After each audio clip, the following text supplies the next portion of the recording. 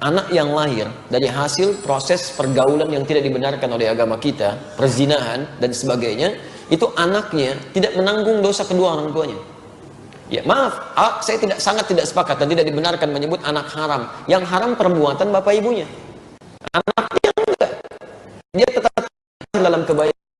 Maksud kebaikan diri seorang tuanya. Maka tidak ada pilihan bagi dia. Kalau dia bisa memilih sebelum lahir, bisa pilih. Ya Allah, jangan lahir dari situ ya, kan? Bisa dia memilih, tapi kan takdirnya mengatakan dia seperti itu. Cuman perbuatan orang tuanya haram. Ya?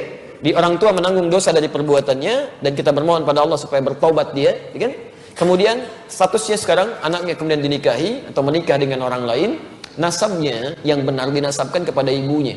Di bapaknya di sini tidak mendapatkan bagian dari nasabnya. Ya, misal saja fulanah dengan fulan lakukan perbuatan buruk.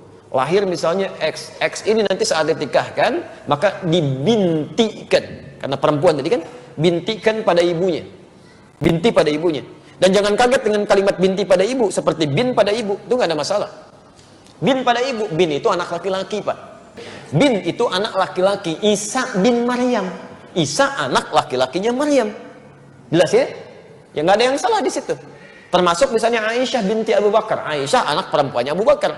Kalau pengen dinisbatkan pada ibunya, Aisyah misalnya binti, misal Ruqayyah, misal saja kan.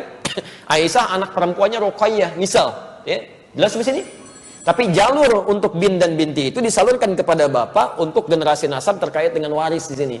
Hanya dalam kondisi ini karena bapak diberi pelajaran oleh agama supaya tidak macam-macam, menganggap ringan hukum, maka sebagai pelajaran bin dan bintinya tidak dinasabkan pada bapaknya, tapi kepada ibu yang telah melahirkannya. Ya, sebagai gambaran bahwa perjuangan ini ibunya, kan? Walaupun keduanya berbuat dosa, nasab kepada bapak diberikan efek jerah. Nggak boleh kepada bapak, cuma kepada ibu saja. Walaupun nanti bapaknya di situ masih diperkenankan memberikan nafkah bagi anaknya dan seterusnya.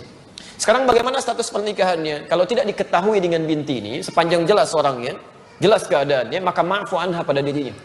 Ma'fu anha. Walaupun ada yang tasyaddud itu ketat, mengatakan akadnya mesti diulang, tapi tidak menggugurkan proses nikah sebelumnya. Ya, maksudnya dia tetap berjalan, hubungannya baik, dan hubungan suami istrinya dinilai sah secara hukum, karena dalam keadaan dia ma'fu anhu. Orang yang ma'fu anhu termaafkan karena tidak tahu hukum, maka termaafkan hukumnya. Dan dianggap diterima oleh Allah Subhanahu wa Ta'ala.